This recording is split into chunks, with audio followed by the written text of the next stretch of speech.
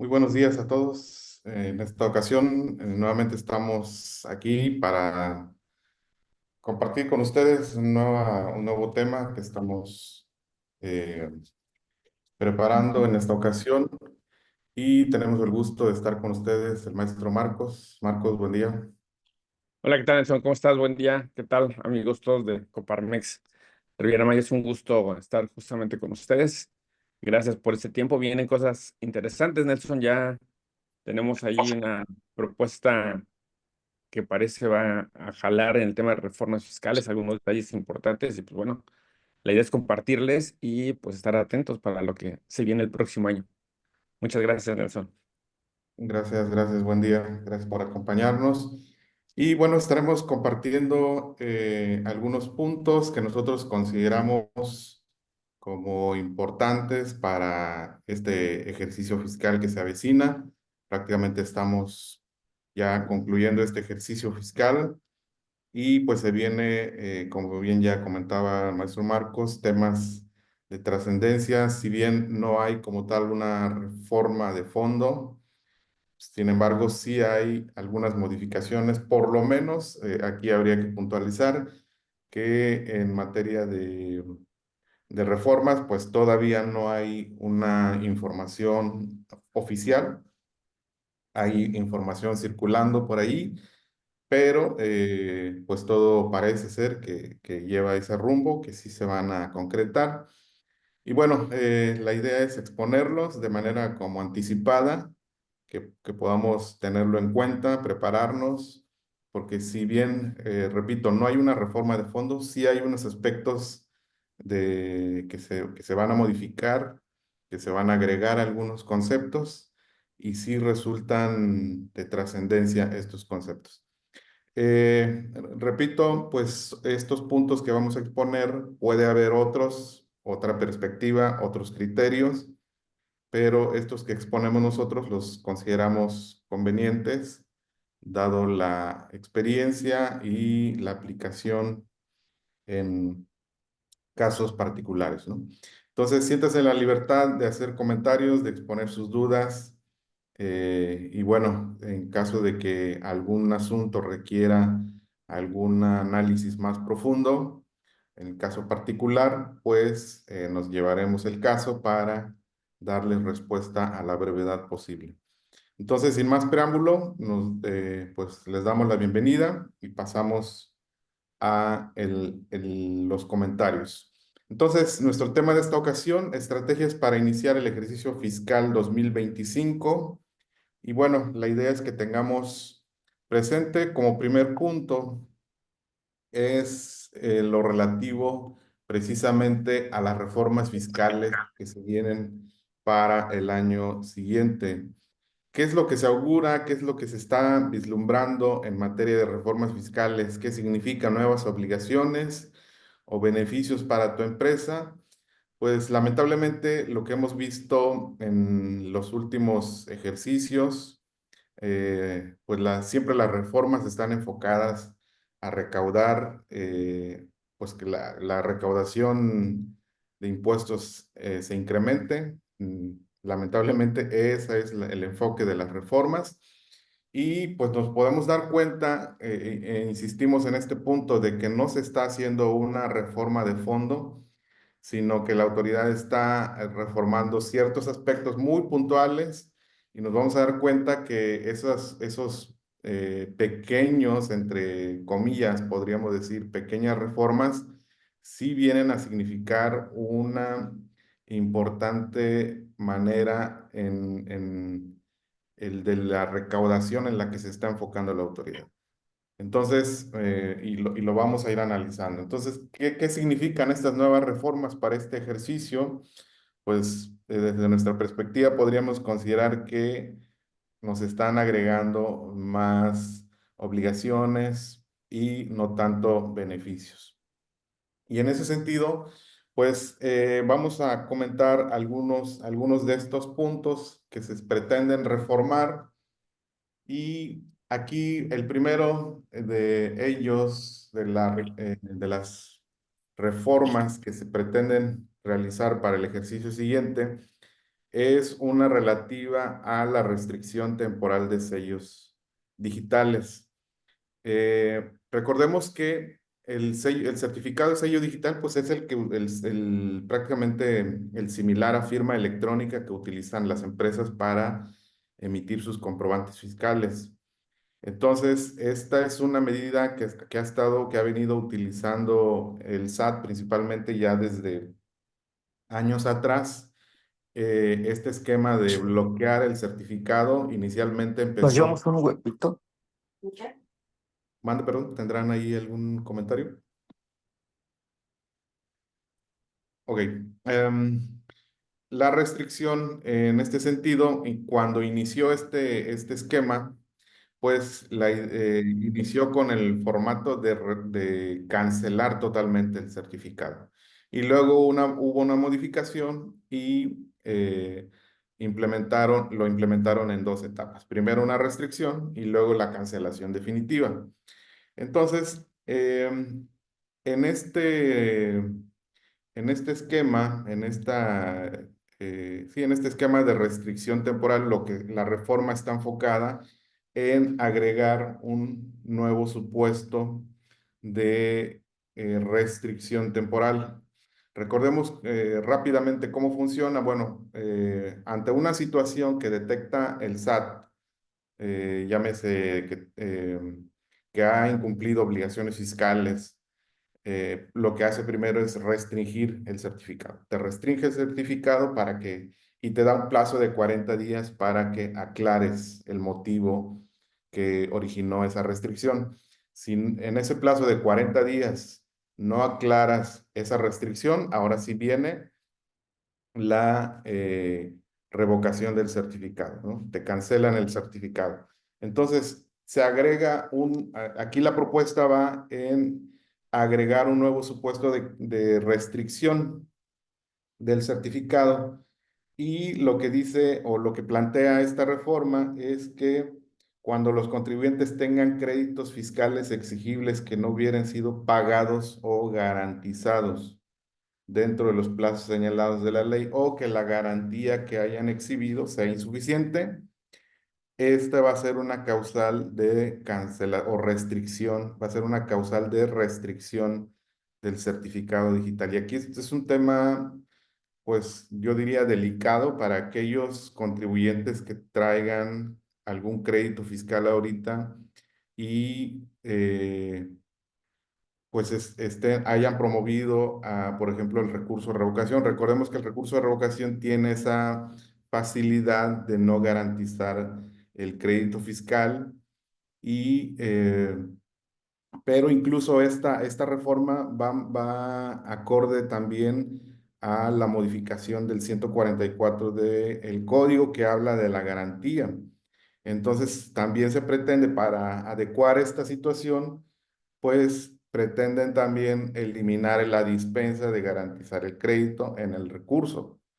Entonces aquí es un tema importante que se tendría que considerar si el contribuyente tiene créditos fiscales. Habría que ya prepararse. Yo diría que desde ahorita ver la situación que guarda tus créditos fiscales, si tienes créditos fiscales, cómo los tienes en la actualidad, los estás combatiendo, están garantizados en algunos casos se estila, aquí vamos a ver qué nos comenta Marcos, se estila de que en algunos medios de defensa pues se llevan ahora sí que como que al riesgo, ¿no? De que pues a ver si la autoridad me ejecuta el crédito o no, entonces nos vamos así. No sé qué nos puedas comentar ahí, Marcos.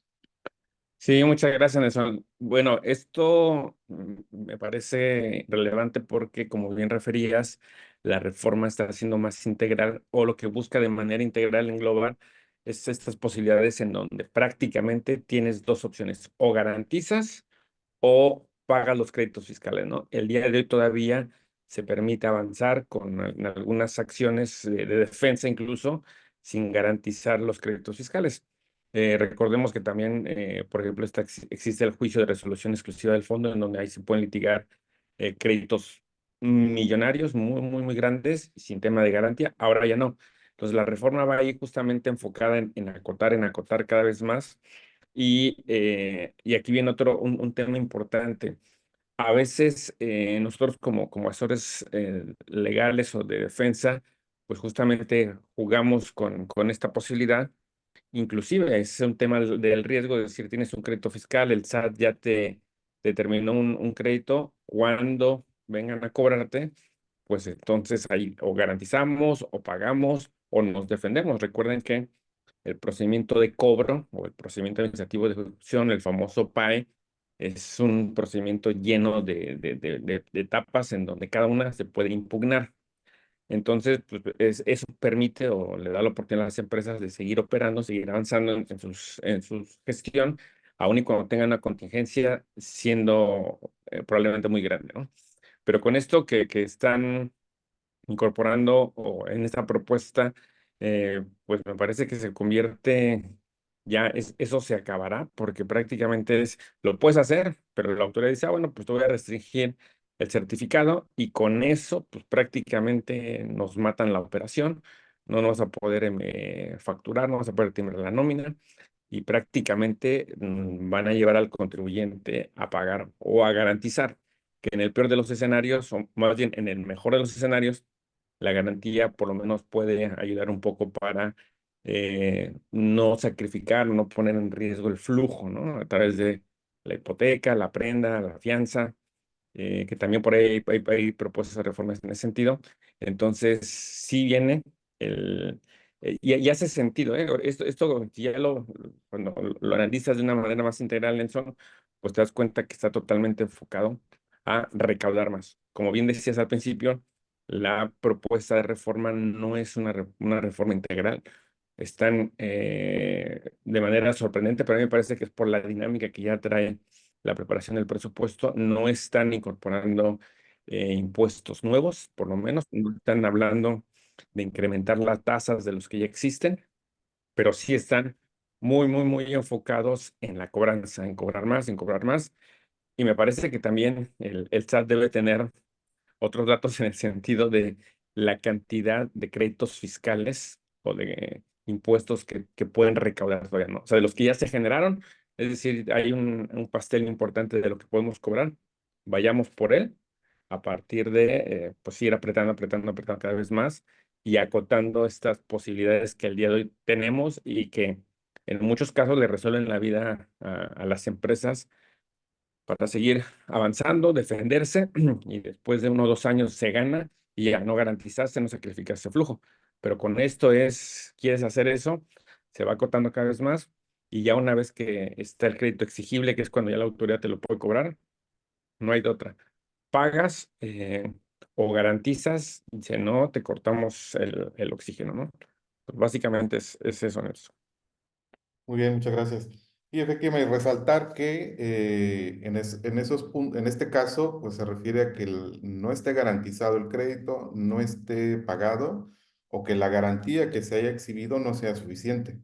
Recordemos que cuando se ofrece la garantía, pues esta tiene que ser incluso mayor al valor del crédito.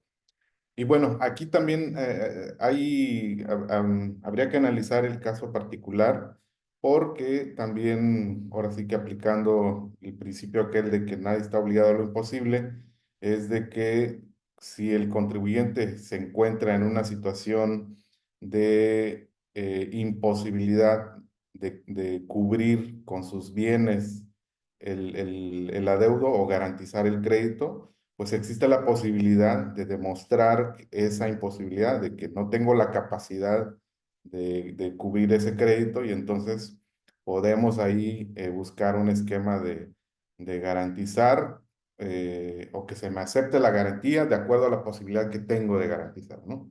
Es decir, mis recursos son insuficientes y por lo tanto tu autoridad me debes, apelando a mi derecho, la autoridad debería aceptar la garantía hasta el monto de la posibilidad que tengo, ¿no? Entonces ahí hay posibilidades todavía.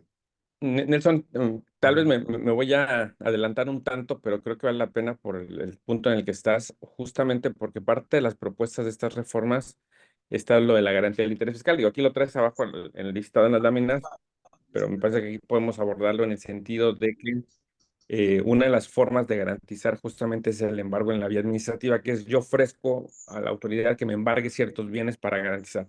Pero me llama mucho la atención que dentro de ahora lo que no está permitido ofrecer en garantía son los predios rústicos. Y esto lo digo porque en alguna época se puso muy de moda, incluso me atrevería a pensar que hay algunos despachos todavía que lo ofrecen como un medio. Si tenemos un terreno rústico, que son prácticamente los que tienen que ver casi con temas ejidales o que no están, o no necesariamente que sean ejidales, simplemente no están urbanizados y entonces esos ya no se pueden. Aquí en Quintana Roo tenemos muchos de esos y entonces es bien importante que tengan eso en cuenta nuestros socios, nuestros amigos, porque pues de repente no vayan a caer en esa trampa que antes no había prohibición expresa, pero ahí va la reforma en el sentido de que ya no se van a ofrecer estos. Y otro tema que no lo dice la reforma y precisamente como no lo dice, se puede prestar a un tema ahí de interpretación, la cuestión de los intangibles. También hay una corriente que, haciéndolo bien, me parece que es correcto y que la ley lo permite, el tema de la garantía a través de bienes intangibles, que básicamente es el registro de marca o el valor de las marcas o algunos otros intangibles, como procesos o el famoso know-how de los negocios, y pareciera ser que al menos eso no lo están abriendo como posibilidad para ofrecer en garantía. Entonces hay que tener mucho cuidado con esto, sobre todo cuando algún despacho acudan a sus asesoría, pues que el armado de la estrategia de defensa, que el armado de la estrategia de garantía esté muy bien consolidado para evitarse sorpresas futuras. Muchas gracias, Nelson. Bien, ok, muy bien. Avanzamos entonces. Primer punto, decíamos, restricción temporal del sello digital cuando el contribuyente cuente con créditos fiscales que no estén garantizados, pagados o que la garantía sea insuficiente, será una causal de restricción. En este punto también, respecto a la restricción temporal, bien, se considera un punto más respecto a la emisión de CFDI sin la clave del ingreso correspondiente. Es decir, recordemos que ahora para la emisión de los comprobantes fiscales por los ingresos que percibe la empresa, pues tenemos que señalar un código y ese código hace referencia al servicio prestado o al producto que se vende. Entonces, pues resulta que pues, en muchos casos los códigos o el producto no está pues bien relacionado con el producto o servicio que estamos facturando. Entonces aquí eso es lo que se pretende regular, que la clave de ingreso del CFDI que se está emitiendo debe corresponder con el servicio o el producto que se está facturando. Entonces, si la autoridad detecta por ahí que el contribuyente está emitiendo facturas eh, con clave del producto distinto al producto o servicio que está facturando, entonces puede ser una causal de restricción.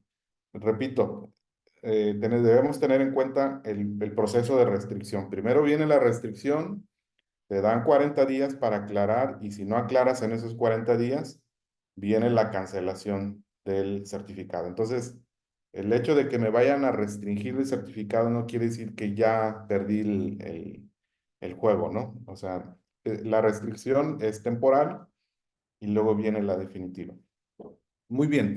Esto es por lo que hace a este primer punto. El siguiente que también se está planteando, repito, al día de hoy, es una iniciativa que anda circulando por ahí, no es oficial, esto puede cambiar, modificarse, agregarse a algunos otros aspectos, pero bueno, aquí los vamos como adelantando. Cancelación de CFDI. En este caso se establece una fecha límite para cancelar los CFDIs y se establece o se plantea que se pueda cancelar los CFDIs a más tardar el mes en que se va a presentar la declaración anual del contribuyente. Entonces, en este caso, bueno, esto es derivado también por ahí criterio que surgió en la Corte y bueno, para establecer este tiempo se está elevando al código y modificando el artículo 29 del código. En materia de deducciones, la deducción de prestación de servicios, aquí lo que se pretende es de manera precisa señalar que para efectos de deducibilidad de las erogaciones por prestación de servicios que realice la empresa, cuenten con sustancia económica o razón de negocios. Hasta el día de hoy, no hay como de manera precisa ese concepto como un requisito. Me refiero a requisitos en la deducción. Recordemos que el 27 de la ley de renta establece los requisitos que deben reunir las deducciones fiscales. Y en esos requisitos no se encuentra como tal de manera eh, expresa la sustancia económica o razón de negocios. Entonces, lo que se pretende ahora es agregar como requisito que en materia de deducción de prestación de servicios, de manera muy específica, este concepto, la prestación de servicios, cuenten con, sí, que estas deducciones cumplan con este requisito de sustancia económica o razón de negocios. Entonces aquí le voy a pedir a Marcos que si nos amplía brevemente estos dos conceptos de sustancia económica, razón de negocios. Sí, como no, con todo gusto, muchas gracias. El tema, recuerden que esto de la razón de negocio surge para combatir la compra de facturas o la realización de operaciones sin sustancia o sin materialidad o sin equipo o material real para poder llevarlas a cabo. Y entonces la autoridad se establece justamente que todo gasto, toda deducción debe tener una razón de negocio. Es decir, toda operación que hagas en tu negocio debe estar enfocado a hacerlo más rentable, a obtener una ganancia y no al contrario, ¿no? Es decir, a ver, el pensamiento de la autoridad es, no es posible que hagas algún esquema, algunas compras para generar pérdida, para no obtener una utilidad mayor en el negocio cuando se supone que el negocio debe de generar justamente riqueza o utilidad. Y entonces, el que ahora se establezca en la ley esta situación, pues va enfocado en eso, en que la autoridad puede revisar que las operaciones que realicemos dentro de nuestros negocios realmente tengan una sustancia económica. Es decir, que si compras a través de una cadena de tres intermediarios, por decirlo, el propósito es, pues evidentemente, o más bien la autoridad espera que evidentemente sea para generar mejor utilidad, que tenga un sentido de fortaleza del negocio. No es, espérame, te dedicas a la venta de flores y como por qué estás deduciendo pañales, ¿no? Muy un poco al extremo. Y entonces la razón de negocio es justamente esa por ahí, que nuestras operaciones, las operaciones de los negocios tengan esta sustancia económica en donde se entienda que es justificable pues el llevarlos a cabo y de ahí que la autoridad ahora empieza a revisar. Ya tiene un par de años esa incorporación en el Código Fiscal. Todavía, al menos en nuestra experiencia, no me ha tocado ver que la autoridad, porque además ahí tenían todo un tema para poder echar a andar esta reforma, tiene que pasar por un comité técnico del SAT y entonces se tardaron muchos meses en designar, perdón, o integrar este comité, pero parece que ahí vienen poco a poco avanzando, para que cuando, pues justamente se dediquen a revisar, entren en este fondo. Y aquí es algo muy importante, Nelson, y es un área de oportunidad relevante que ahorita nuestros amigos deberían de estar como atentos, porque la autoridad, y lo hemos estado viendo prácticamente todas las deducciones, literales, todas las está rechazando por el tema de materialidad, que va vinculado ahí con ese tema, ¿eh? Así que no tienes la manera de acreditar que las operaciones son reales, que no basta, o sea, lo sabemos por soporte inclusive de la Corte, no basta que tengas contrato, no basta que tengas el comprobante de pago, si no demuestras que la operación, lo que estés deduciendo, realmente se llevó a cabo.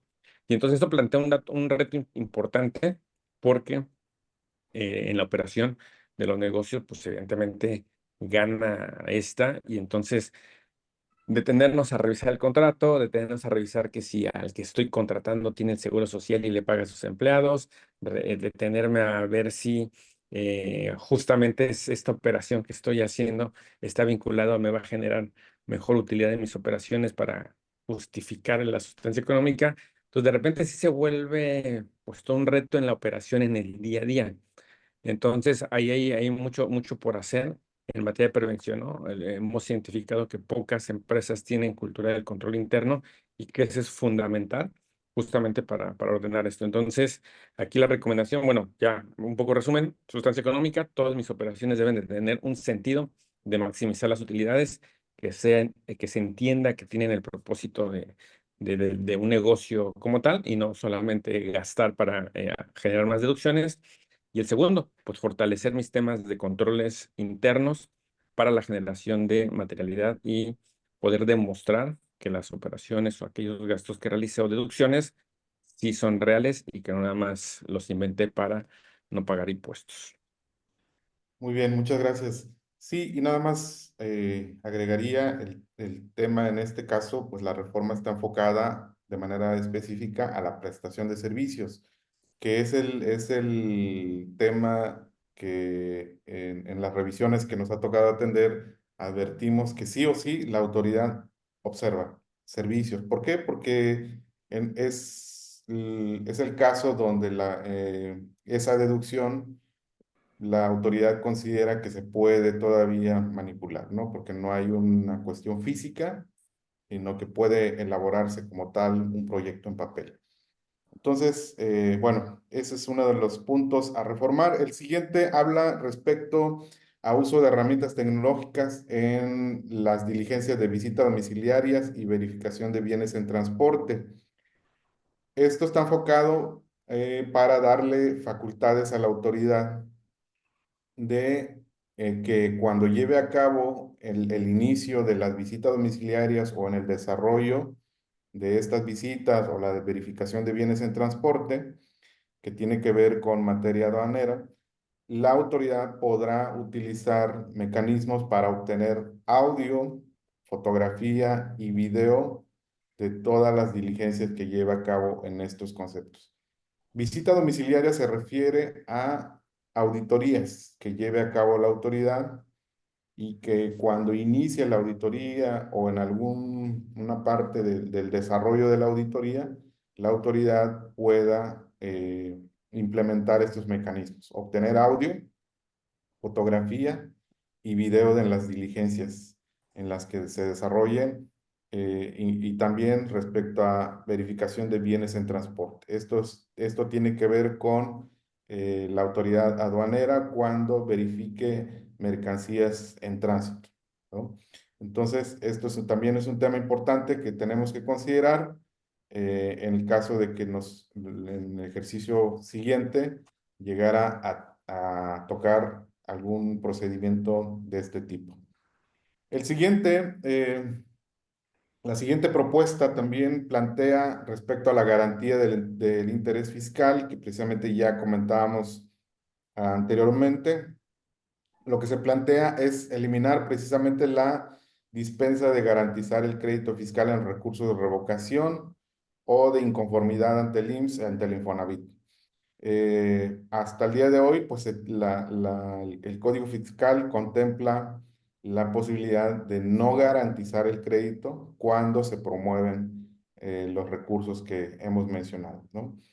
Y pues esta reforma lo que pretende es eliminar esa facilidad, quitarlo con lo que ya hemos comentado anteriormente para, pues desde el inicio, la autoridad pueda tener esa garantía. Ahora sí que ese es el fin, tener la garantía de que el crédito fiscal lo cobra desde el inicio o va a tener mayores posibilidades de cobrar ese crédito en el futuro, ¿sí? Entonces tenemos por ahí antecedentes o datos de que aun cuando, perdón, ¿alguien tiene un comentario? Eh, se tiene datos de que aun cuando la autoridad fiscal gana los recursos o los juicios, pues muy difícilmente logra cobrarlos, ¿no? Por cualquier situación que suceda en el transcurso. Y lo que con esta modificación, pues lo que pretende básicamente es asegurar que el crédito fiscal lo va a cobrar en el futuro. Siguiente punto, no sé si hasta aquí hay algún comentario o concluimos estos puntos y pasamos a los comentarios. Bien, el siguiente punto que se plantea reformar es lo relativo a la reconsideración administrativa.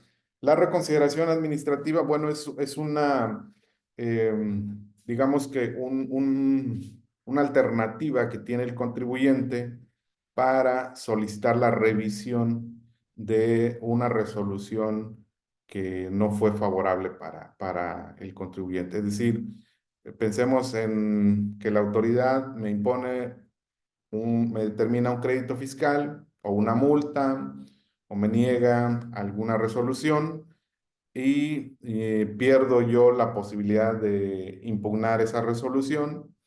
Y entonces, ¿qué tengo que hacer después de perder las oportunidades? Bueno, existe la reconsideración administrativa, que es como un último recurso que tiene el contribuyente para solicitar a la autoridad que revise la resolución y que lo modifique, porque pues ahí se advierten violaciones evidentes, ¿no? Entonces, esta reconsideración administrativa es ese recurso que tiene el contribuyente como último para que la autoridad revise y lo modifique. Entonces, la propuesta plantea que las resoluciones que puedan ser objeto de esta reconsideración son las determinantes de créditos fiscales, solamente. Entonces, lo que pretende aquí en esta reforma es precisar y delimitar que las resoluciones que van a ser objeto de reconsideración sean solamente las que determinen créditos fiscales. Y se va a eliminar, obviamente, todas las demás. Cualquier otra resolución que no sea relativa a la determinación de un crédito fiscal no sería susceptible de reconsideración administrativa. Esto es básicamente lo que está enfocado esta reforma. Y bueno, la reconsideración pues no es como un esquema utilizado, pero sí es útil. Hemos tenido experiencia en este aspecto y se ha obtenido resultados favorables. Entonces, habría que estar atento a ello. También hubo diversas reformas en el RECICO, el régimen simplificado de confianza. No vamos a abundar en ellos, pero la principal que podríamos traer a este análisis es en una facilidad administrativa que lo que plantea es eliminar la causal de salida del reciclo por incumplimiento de obligaciones. Recordemos que actualmente la ley del impuesto sobre la renta en lo que hace al reciclo, pues señala que si el contribuyente incumple con sus obligaciones, llámese declaraciones provisionales, o anual, si no presenta declaraciones y la autoridad lo detecta, pues lo va a eliminar del reciclo y no va a poder regresar por incumplimiento. Es como está ahorita, sí puede regresar al reciclo si el contribuyente rebasa el límite. Recordemos que el límite del reciclo de persona física, 3,5 millones, personas morales, 35 millones anuales. Entonces, si el contribuyente rebasa esa cantidad de ingresos en un año, al siguiente año pierde la posibilidad de estar en el reciclo, tendría que pasar otro año y ver si regresa a estar dentro del límite y puede regresar. Pero lo que establece ahorita la ley es que si te sales del reciclo por incumplir obligaciones, lo que dice la ley es que no puedes regresar. Entonces, la modificación va en el sentido de que se va a eliminar esa causal. de, de salida del reciclo por incumplir obligaciones. Entonces, pues ya, de hecho, ya en regla miscelánea, pues la autoridad, el SAT, publicó esa facilidad administrativa temporal en regla miscelánea, pero ahora lo está llevando a la ley. Entonces, en materia de propuesta de reformas, si bien hay otras por ahí, pues esas son las que consideramos como sobresalientes. No sé si al momento hay alguna pregunta, algún comentario de nuestros participantes.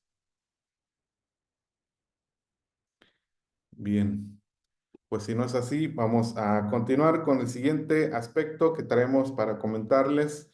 En, recordemos que estamos en el plan, la estrategia, los puntos que debemos considerar para iniciar el año o el ejercicio 2025.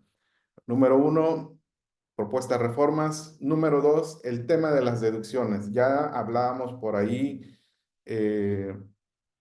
Que es importante que las deducciones pues cumplan con la indispensabilidad, razón de negocios, sustancia económica.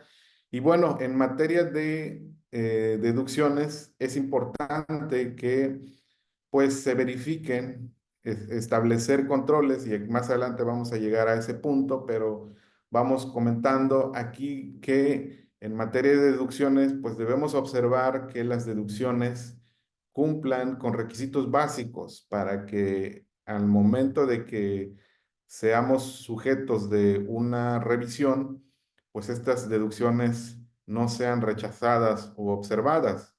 En este sentido, pues tenemos primero los requisitos generales de las deducciones. Por ejemplo, que los gastos deben estar estrictamente relacionados con la actividad de la empresa, es decir, la indispensabilidad. Este gasto debe estar estrictamente relacionado con la obtención del ingreso, básicamente. Entonces, si el gasto no está estrictamente relacionado, pues tendríamos que valorar que ese gasto, pues está, digamos, tiene un punto de riesgo. Contar con el comprobante fiscal que cumpla con los requisitos, son como requisitos generales básicos que debemos tener. eh, Requisitos adicionales en materia de deducciones, pues es el tema de que los gastos que vamos a deducir deben estar registrados en la contabilidad. No podríamos deducir un gasto que no figure en la contabilidad. Y aquí, si nos damos cuenta, se van entrelazando aspectos fiscales, contables, legales, y hay una cruz ahí de aspectos. Entonces, gastos deben cumplir con el requisito de estar registrados en la contabilidad. Por ejemplo, en el caso de pago a empleados o contratistas, se requiere retener y enterar los impuestos correspondientes. También las deducciones, en aquellas deducciones donde implique una retención de impuestos, por ejemplo, en el caso de los salarios, para poder hacer deducible el pago de salarios, debe existir la retención y que esta retención esté enterada al fisco. Entonces, si en una auditoría me llega la revisión y se deducen, por ejemplo, el pago de salarios, pero no se realizan retenciones o se realizan retenciones y no se enteran las retenciones, de manera automática esas deducciones pierden la calidad de ser deducibles por el simple hecho de o no haber retenido el impuesto o no haber enterado las contribuciones y asimismo, por ejemplo, en el tema de arrendamientos a personas físicas, pagos de servicios profesionales a personas físicas, pagos al extranjero eh, de los que no se haya retenido y otros conceptos. Entonces, todas aquellas deducciones en los que implique una retención de impuestos, hay que cuidar el tema de las retenciones para que no pierdan la calidad de que sean deducibles. Y por último, en el tema de deducciones, es muy importante también contar con el soporte documental adecuado. Reiterando lo que mencionó maestro Marcos hace un momento, que ya no es suficiente y es criterio de la Corte, no es como una idea nuestra, es criterio de la Corte de que ya no es suficiente contar con la factura, el comprobante de pago, el contrato, sino hay que darle sustancia, eh, razón de negocio a esa operación. Pues estrictamente tiene que estar relacionado esa sustancia con el concepto facturado. Entonces, me facturan servicios administrativos y punto. Oye, pero ¿de qué se tratan esos servicios administrativos? ¿No? Pues de contratación de personal, reclutamiento, capacitación. Ok, entonces, pues exhíbenos el programa de capacitación, listas de asistencias, fotografías, constancias de participación y cómo ese personal influyó o al final fue contratado o cómo esa capacitación influyó en la productividad de la empresa o en beneficios a la empresa. Eso sería el sustento adicional. Entonces, estos son los conceptos que tendríamos que cuidar para contar con un sustento documental adecuado. Contratos y otros comprobantes de la operación que se ha realizado. Entonces, en materia de deducciones, para iniciar correctamente el ejercicio, es importante considerar estos aspectos. Los que nosotros proponemos, insisto. eh, Bien, y hemos escuchado esta pregunta también y lo planteamos como un punto para iniciar el ejercicio fiscal 2025. ¿Cómo operar la empresa? Si actualmente estoy como persona física, ¿es conveniente, no es conveniente conformar una sociedad? ¿O continúo como persona física? ¿Qué opciones existen en relación a sociedades? Bueno, pues aquí es importante hacer un análisis de no es conveniente solamente tomar la decisión porque consideramos que si conformamos una sociedad le da otra estructura a la empresa u otra imagen.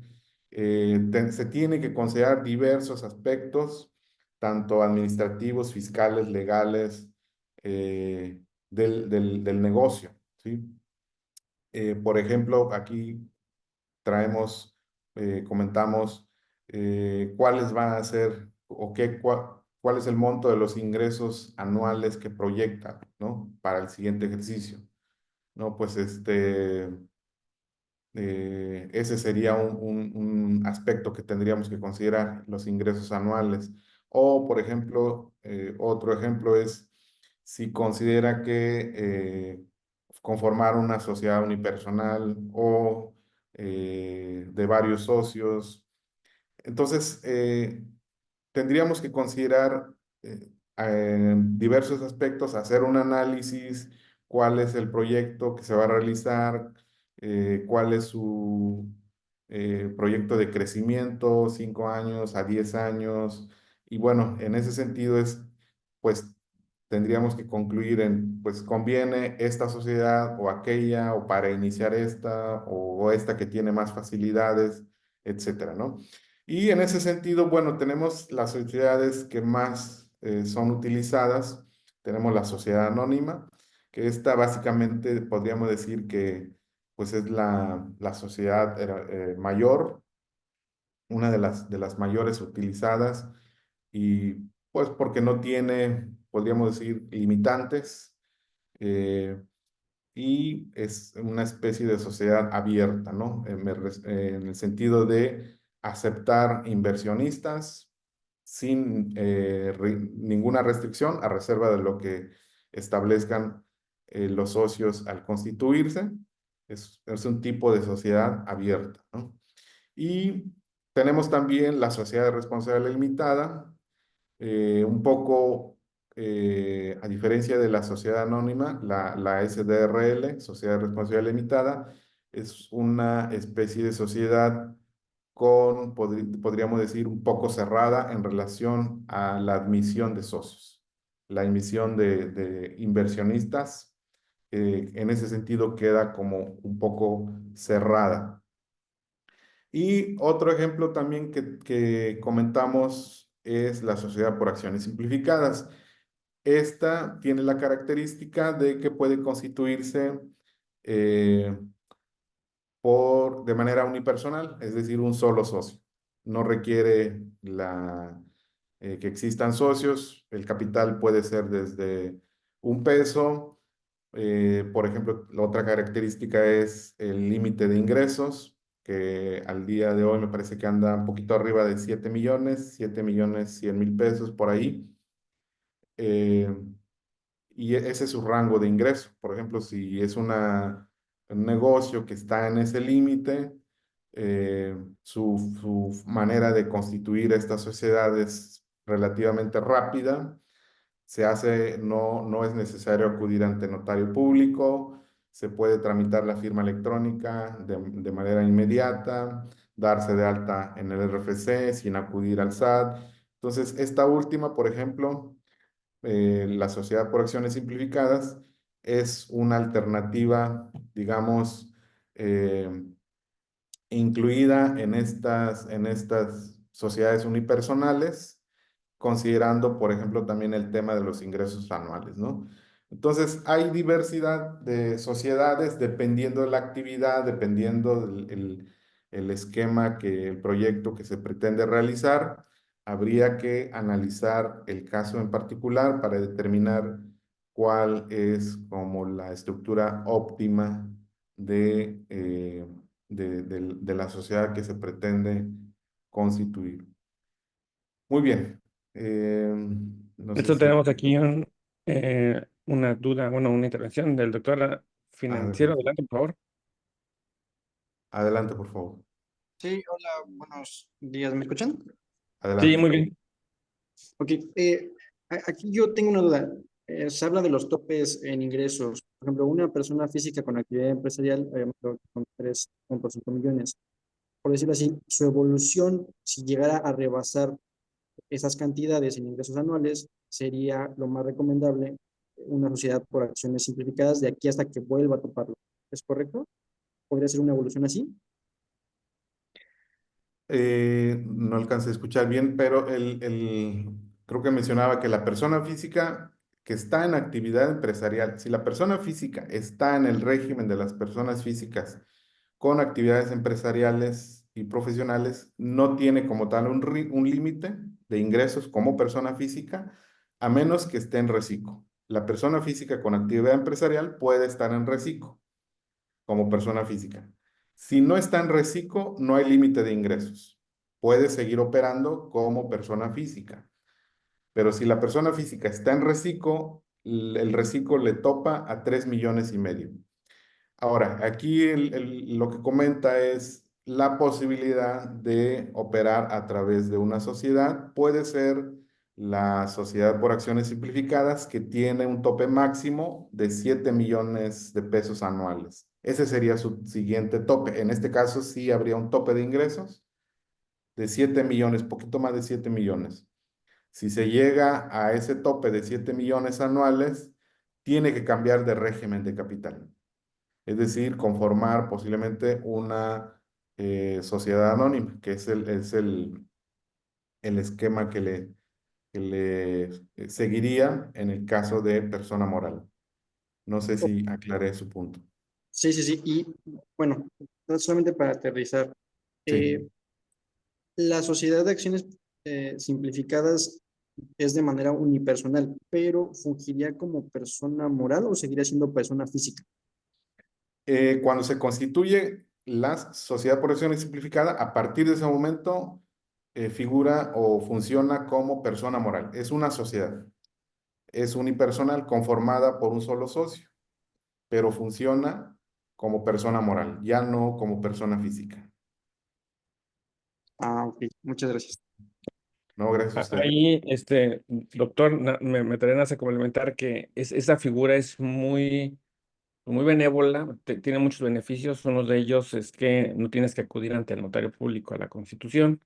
Esto a través de la página Secretaría de Economía, y eso lo hace más ágil. Ya actualmente cada vez hay más bancos que abren las cuentas bancarias con más agilidad. Al principio sí era un dolor de cabeza lograrlo, ahora no, ahora funciona muy bien y me parece que si estás pensando o alguien está pensando arrancar un negocio a través de una persona moral y quiere evitarse también los dolores de cabeza de tener socios o no los tiene o no los quiere tener por la razón que sea, esta es una buena alternativa. Solo hay que ir como viéndolo de manera integral. O sea, es decir, para un caso aislado podemos identificar estas cualidades, estas virtudes, pero si de repente lo complementarás con tu actividad profesional independiente o se empiezan a vincular a la familia para hacer otro tipo de negocios. Entonces, es ahí donde hay que hacer una pequeña pausa, analizar, armar la estructura de tal forma que pueda ser la mejor opción. No, no porque, esto es como en las ofertas, no porque esté barato hay que comprarlo,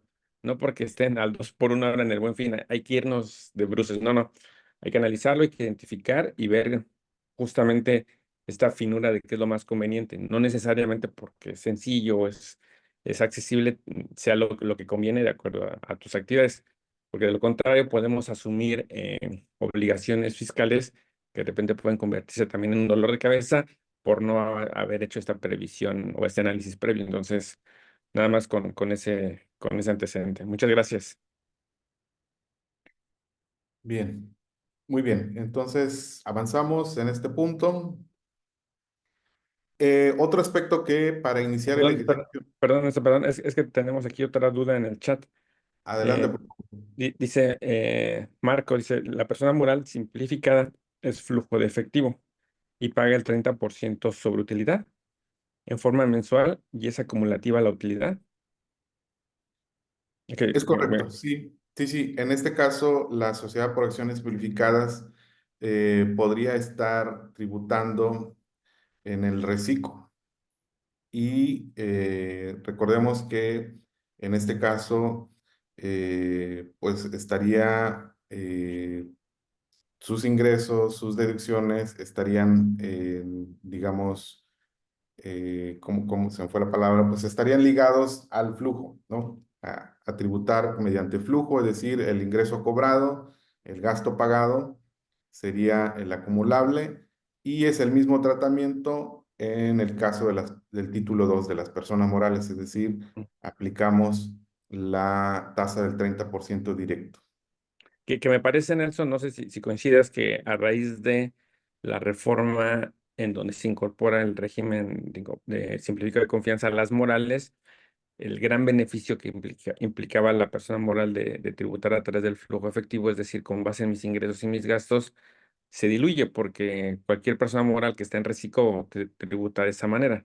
Sin embargo, pues aún sigue siendo atractivo el tema de la Constitución, ¿no? Que no necesita un socio, puede ser más rápido, eh, bla, bla, bla, ¿no? Me parece que es ahí donde yo identificaría el beneficio más que en la manera de tributar, ¿no? Sí, es correcto. El beneficio está en la forma de constituir, darse de alta, el aspecto legal de la empresa, ¿no? No el aspecto fiscal. El aspecto fiscal es título 2 con el tema de la acumulación, la forma de acumulación del ingreso. eh, Básicamente, ¿no? En ese aspecto no hay tantos beneficios. No sé si... Sí, en ah, efecto, Marco aquí pone sí, que no necesita socio, exacto, solamente tú solito. Aquí nada más un detalle, de la persona que la constituya tiene que tener firma electrónica y no ser socio de otra persona moral. Si no, no va a poder constituirse. Entonces, esa jala muy bien para aquellos emprendedores que quieren dar como el siguiente nivel, pasar de la persona física ya a la persona moral. Me parece que se les funciona de manera exitosa. muy bien. Ok, entonces, si no hay otro comentario, otra duda, muy bien. Entonces avanzamos con el siguiente aspecto que podemos considerar al iniciar el ejercicio 2025 es el tema de los estímulos fiscales y la elección de opciones fiscales también. Recordemos que el Código Fiscal de la Federación establece que cuando el contribuyente tenga que elegir una opción para tributar en algún aspecto, esta elección solo la debe hacer una vez al año y al principio del año. Entonces, el mes de enero es importante elegir la opción adecuada. Y bueno, en materia de estímulos, tenemos que ahora en diciembre de 2023 concluye el estímulo fiscal del ISR e IVA para la región fronteriza sur. Ese es un estímulo que inició pues prácticamente hace 4 años, en 2020. Inició el estímulo donde aplicaba un descuento o un crédito fiscal al IVA en un 50%, pero solamente para establecimientos que estén aquí en el estado de Quintana Roo, solamente contempla el municipio de Otompe Blanco. Entonces, pues ese estímulo prácticamente viene a concluir ahorita en diciembre. Ya hay que estar atentos a ver si se reanuda este estímulo para el siguiente ejercicio o no, o si cambia por algún otro. Para los que aplicaron este estímulo y lo han venido aplicando en estos últimos 4 años, pues que estén considerando que ya concluye ahorita en diciembre. De entrada tenemos, repito, que el estímulo consiste en un descuento del IVA al 50% y en materia de ICR, una tercera parte, si no mal recuerdo, hay un descuento también ahí del ICR aplicable al pago provisional o a la determinación del ejercicio, pero sí, en materia del ICR era un poco más complicado porque los ingresos tenían que ser del 90% obtenidos en el municipio, ¿no? Entonces, pero el del IVA era más beneficioso porque si tenías algún establecimiento o entregabas materialmente el servicio, el producto en Otompe Blanco, podrías haber aplicado este beneficio. Pero bueno, aquí el punto es que este estímulo ya está concluyendo ahora en diciembre y habría que ver con qué se sustituye para el próximo. Pues en la propuesta no se está viendo eh, una ampliación. Sin embargo, este estímulo surgió a partir de un decreto, entonces es independiente de la ley de ingresos. Entonces, habría que ver, estar atentos si surge un nuevo decreto, si se amplía o ver de qué manera se cambia. En relación a la elección de opción de tributación, por ejemplo, tenemos la opción de elegir si continúo en reciclo o eh, opto por el reciclo. Es decir, si ya vienes tributando como reciclo, pero ya no quieres tributar en el reciclo, el mes de enero es el mes donde puedes hacer los cambios, salirte del reciclo o si vienes como actividad empresarial o profesional y quieres entrar al reciclo, el mes de enero es el mes donde puedes hacer esa elección. Cruzado el mes de enero ya no es posible hacer los cambios, entonces de aquí que es importante hacer estos trámites en el transcurso del mes de enero. Entonces, en materia de elegir opciones, puede haber otros temas, por ejemplo, si vas iniciando en materia de construcción, por ejemplo, tenemos por ahí la facilidad administrativa de los servicios parciales de construcción. Si prestas servicios parciales de construcción, por ejemplo, servicios de cancelería, plomería, acabados, y estos servicios los prestas a inmobiliarias de casas habitación, es decir, a construcción de casa habitación, pues el beneficio es que esos servicios quedan exentos del IVA. Entonces, ahí también es una opción que hay que elegir durante el mes de enero y eso es importante también, es otro de los temas que podríamos, tendría que elegir durante el mes de enero. Entonces, en tema de elección de opciones, el mes de enero es importante, habría que estar atentos para que se hagan estos trámites en tiempo y forma durante el mes de enero. A ver, no sé si tenemos algún... Esto que refiere Nelson también, y permítame hacer un poco de énfasis, es de relevante importancia porque nos hemos encontrado que de repente alguien está llevando alguna actividad económica y de repente dice, oye, ¿y por qué estás, si tienes una actividad muy pequeñita, por qué estás como a un nivel top, ¿no? En el tema de las obligaciones fiscales y mucho tiene que ver con desconocimiento, no solo del contribuyente, sino cuando vas al SAT, estos cuates aprovechan y si te descuidas, te ponen las obligaciones mayúsculas. Inclusive yo sí creo que con la intención de que caigas en incumplimiento y les generes pretextos para una multa o para obligaciones que realmente no puedes soportar. Entonces, la recomendación es, sí échenle un ojito a ver en cómo están tributando sus obligaciones, qué tan pesada puede ser la carga del cumplimiento. Y a lo mejor ahí tienen la oportunidad para que en enero se hagan los ajustes, bajar de régimen o por el contrario, ¿no? Yo sé que me está yendo muy bien y que los 3.5 millones los voy a rebasar sobradamente, pues ¿para qué me espero a que me tenga que sacar el régimen y hacer después declaraciones complementarias, etcétera, etcétera? Sino que tiene que ver con un tema de planeación. Y entonces recuerden que ahorita estamos en época nosotros de cierres fiscales, pero al mismo tiempo eso nos permite visualizar hacia el futuro respecto de cómo puedo ir organizando, fortaleciendo mi estructura fiscal. Y enero es un mes glorioso, ¿no?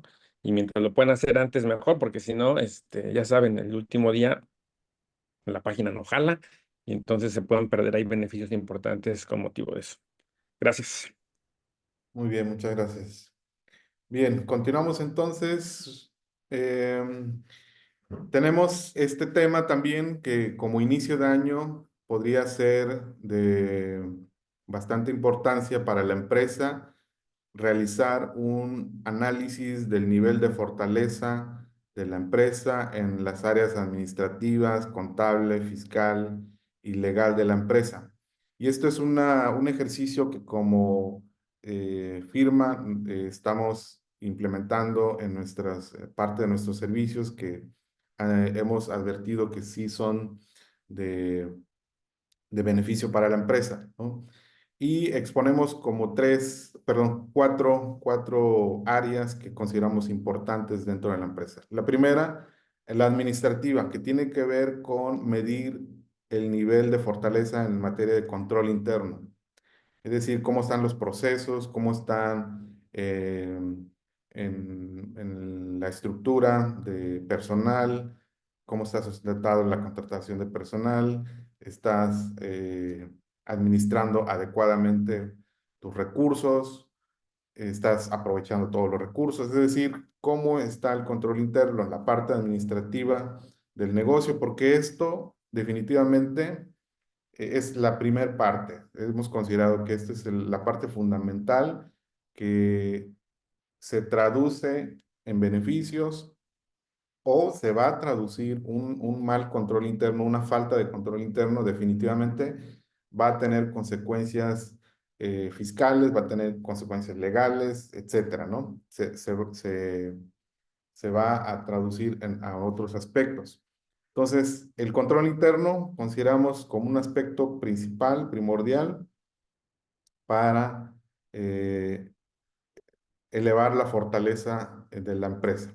Otro aspecto que consideramos como trascendental es el aspecto contable y lo decimos porque hemos detectado en los ejercicios que hemos realizado con algunos clientes, es que sí hay deficiencias importantes en el aspecto contable, es decir, los registros no están correctos, no reflejan la situación actual de la empresa, los números no están actualizados, tenemos cuentas de clientes eh, que no son iguales con la cartera de cobranza. Hay cuentas de acreedores que ya no se deben, hay deudas con proveedores que ya no existen. Vamos, no hay un control de inventario, no se refleja un control de inventarios. Existen, por ejemplo, advertimos saldos de impuestos por cobrar o saldos a favor que no se han cobrado, que están pendientes de prescribir. Infinidad de cosas que se advierten en los aspectos contables y que o no está arrojando un número real o no se está aprovechando los beneficios que nos arroja la contabilidad. Entonces, el aspecto contable es un punto importante, pues es la base de la información a través de el cual pues el director de la empresa toma las decisiones. La contabilidad debe ser una base a considerar para que el empresario pueda tomar las decisiones. Entonces, la contabilidad debe estar sí o sí ordenada, actualizada y con datos confiables, ¿no? Oye, Nelson, aquí lo que es bien importante y que pues no dejamos de hacer énfasis en que es que no basta que tengas un buen equipo contable, ¿no? No basta que tengas un buen contador. Eso era antes y la librabas. Ahora ya no, porque justamente, por ejemplo, el tema de los FDIs, ¿no? La especialización en la emisión y las características que deben de reunir. Si no lo haces bien, pues ahí ya tienes un tema, ¿no? Y lo más triste para nosotros es que buscando en ser más eficientes, más óptimos en el pago de las contribuciones, pues de repente resulta ser que se pagan más impuestos no porque el SAT o porque la ley lo establezca, ¿no? Sino que es por una falta de control y por una indebida organización administrativa y entonces el propio contribuyente es el que está aquí acuchillándose por no detenerse un poco y decir, bueno, a ver cómo está mi estructura, qué capacidad tiene mi contador, cumplido, está haciendo bien las cosas respecto de cómo tiene el engranaje del negocio. Entonces, sí es importante que le echen un ojo, como bien decía Nelson, para nosotros estos cuatro elementos o pilares son fundamentales, porque de ahí detectamos dónde están deficiencias y el SAT lo sabe. Entonces, cuando llega una visita, cuando te manda una cartita, pues ya identifica que traes ahí un tema de inclusive de eso, ¿no? De una falta de organización. Y entonces, nuevamente estamos en buen tiempo para hacer un análisis y reconstruir o reestructurar lo que haya que hacer para pues maximizar el pago de los impuestos. Gracias. Es correcto, muchas gracias. Sí, el siguiente aspecto que consideramos es lo que tiene que ver con la materia fiscal, que nos da ayuda a conocer el nivel del cumplimiento fiscal de la empresa. Es decir, estamos aplicando correctamente las facilidades administrativas fiscales, estamos acumulando correctamente los ingresos o estamos acumulando ingresos que no son ingresos, eh, estamos aplicando deducciones de manera correcta y todo esto al final se traduce en un pago correcto o incorrecto en exceso de impuestos, ¿no? Entonces, observar, medir el nivel de fortaleza en el aspecto fiscal nos va a ayudar a corregir todas estas inconsistencias y como consecuencia un pago correcto y justo de los impuestos. El último aspecto que nosotros proponemos en este análisis es el aspecto legal y que nos ayuda a conocer el nivel del sustento legal de las operaciones de la empresa desde que se constituye con el acta constitutiva y todo lo que se va desarrollando en el trayecto de vida de la empresa, ¿no? Es decir, el crecimiento, la remuneración a accionistas, el endeudamiento de la empresa, etcétera, ¿no? Cambio de objeto social. Todas estas decisiones tienen que plasmarse eh, correctamente en las actas de asamblea, por ejemplo, ¿no? Si la empresa decide endeudarse, pues para que no la autoridad no venga a cuestionarme después en una auditoría, pues ya desde la asamblea se advierte esa decisión que se baja en su momento o la empresa decide iniciar un proyecto nuevo, porque se hacen gastos de cierto tipo cuando no existe de manera inmediata un ingreso relacionado con ese gasto. Entonces, pues desde la asamblea se le va dando forma al enfoque para que de esa manera pues se puedan sustentar más adecuadamente las decisiones de la empresa, de los socios, ¿no? Entonces, estos aspectos, 4 aspectos, consideramos que son pilares fundamentales como fortaleza en las empresas, ¿no? Muy bien. Siguiente y último aspecto que tenemos para comentarles y que son importantes a considerar en este nuevo ejercicio que iniciamos prácticamente, pues es lo que tiene que ver con una planificación sucesoria y de la propiedad empresarial, ¿no? Es importante considerar si este es el momento de conformar un gobierno corporativo en la empresa y también lo que tiene que ver con establecer un proceso de sucesión empresarial en el caso de las empresas familiares, ¿no? Y aquí sí le pediría a Maestro Marcos que nos pueda abundar un poquito. Es un tema muy extenso, pero pues vamos a tocar quizás puntos medulares, ¿no? Claro, muchas gracias, Nelson. Es un tema muy extenso, pero además a mí me apasiona porque representa a nivel personal el legado que dejas hacia tu dinastía, ¿no? Hacia tus hijos, hacia tus amigos, hacia tus padres, según sea el caso. Y en la economía en la que estamos actualmente, un porcentaje muy elevado, más del 80% está constituido por empresas familiares. Y lo más triste es que las empresas familiares solamente llegan, más bien de 10 empresas familiares, 3 llegan a la segunda generación y 1.8 llega a la tercera generación. Eso quiere decir que en el camino se van perdiendo. Entonces, sí es importante echarle un ojito a esto porque de lo contrario resulta muy dramático que todo lo que te esforzaste, todo lo que diseñaste, trabajaste, planeaste, los pleitos que te echaste con la esposa, con los socios, etcétera, a tu fallecimiento, se acaban, ¿no?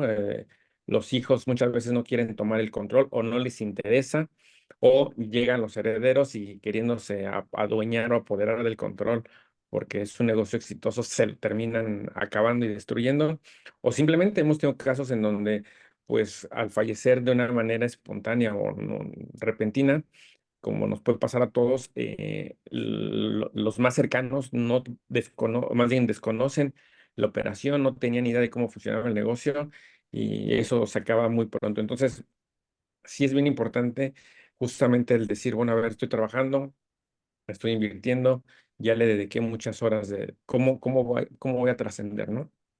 Cómo voy a organizar, prever.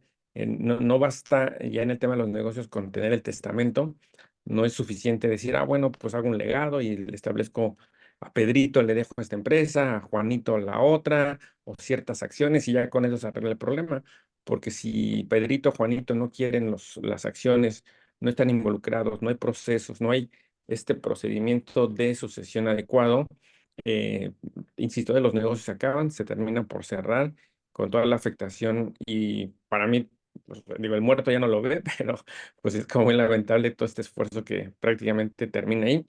Entonces, sí o sí, me parece que estamos también nuevamente en tiempo de sentarnos, de planear a ver hacia dónde va mi legado, qué estoy construyendo, porque lo contrario podría ser un sinsentido, ¿no? Invertir mucho tiempo, invertir vida, privarse de cosas para que al final se acabe o se termine, por el contrario, ¿no? Beneficiando al yerno, a la nuera, a los amigos de los hijos, o sea, y eso pasa cuando no hay justamente estas previsiones, ¿no? Ya a nivel familiar hay todo un proceso que se conoce como protocolo familiar, en donde puedes establecer justamente la manera en que deben de intervenir los hijos, en qué momento, las condiciones, los hermanos, o sea, para que se vaya consolidando esto y evidentemente se tiene que colgar pues de la gobernanza corporativa, ¿no?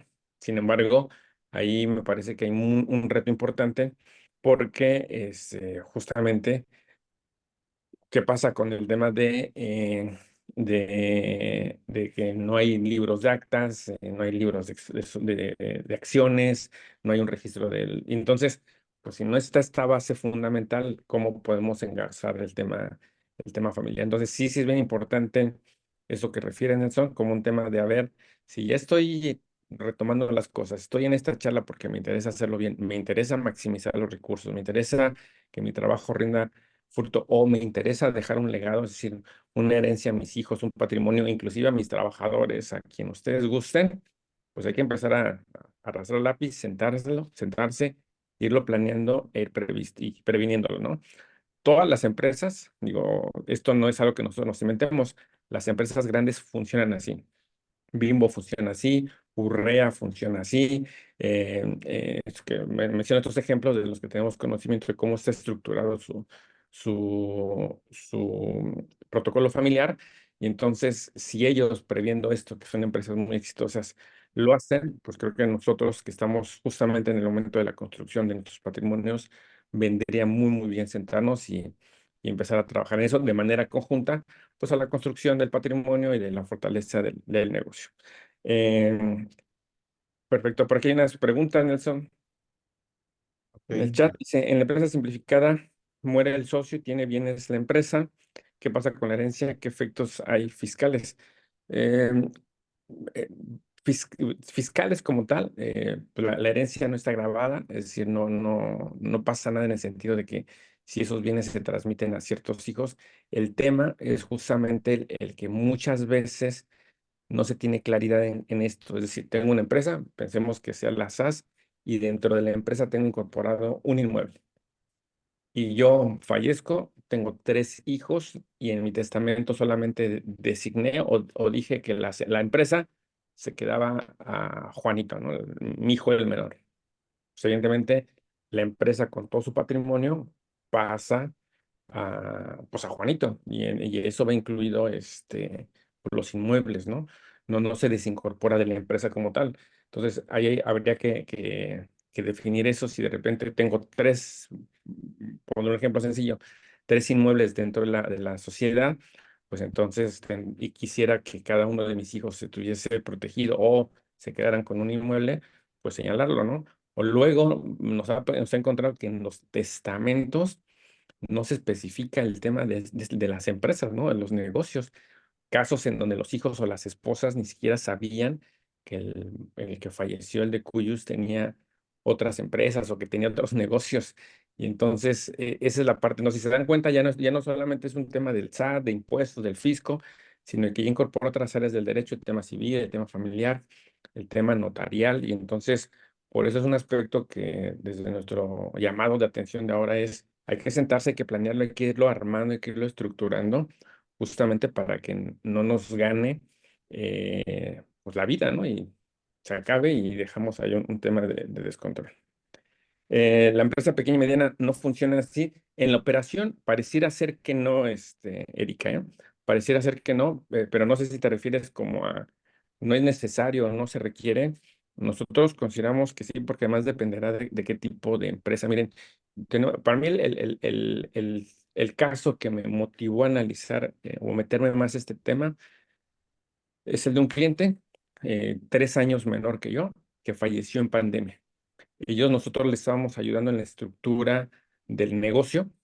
Cuando él fallece, nosotros le estábamos ayudando en la creación de la empresa, porque empezaron ellos a vender en sociedad con otra persona etiquetas de estas que van impresas y les empezó a ir muy, muy bien, de tal forma que su patrimonio se duplicó, triplicó en menos de un año.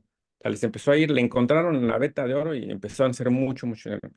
Viene COVID, él fallece, les digo, 3 años menor que yo, un jovenzuelo, un chamaco, y fallece y la esposa no sabía nada del know-how, no había nada de como de controles, el socio era el que vendía, el otro era el que administraba, y para no hacer la historia larga, el negocio prácticamente murió.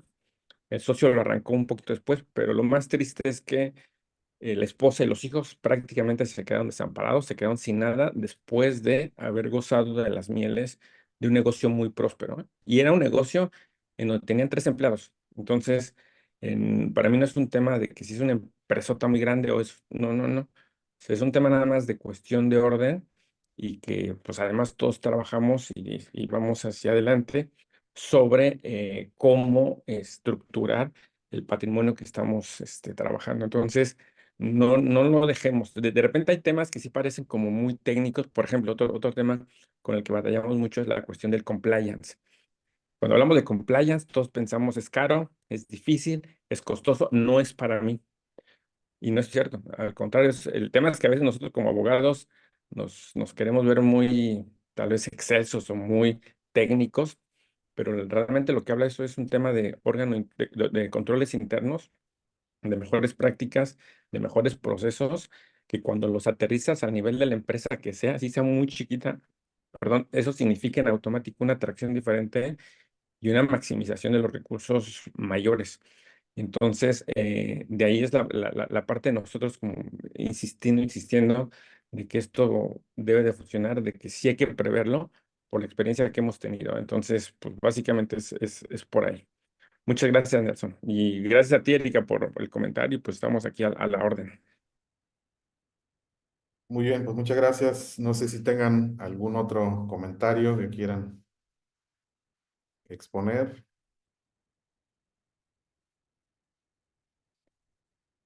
Pues si no es así, de nuestra parte sería todo lo que tenemos en esta ocasión. Quedamos a sus órdenes a través de la oficina de Coparmex. Cualquier situación particular que tengan, nos lo pueden hacer llegar para atenderles. Estamos con toda la disposición de servirles. Y bueno, fue un gusto en esta ocasión estar con ustedes.